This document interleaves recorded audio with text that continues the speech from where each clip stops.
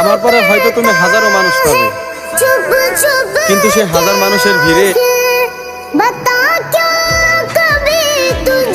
তুমি শুধু একটাবার বলে দাও তুমি আমাকে ভালোবাসো না, আমি কসম দিয়ে বল। আমার মতো কে আছো যে নিজের শখের মানুষটাকে হারাইছো? যেই পুরুষ এক নারীর মন ভেঙে আরেক নারীর মন করতে যায়, সে কিছুদিন সুখে থাকে। আমি হতে চাই না সেই ছেলের রানী যার মনে থাকে হাজারো নারী। একটা নারী তখনই বেশি কষ্ট পায় যখন সে বুঝতে পারে তার শখের পুরুষ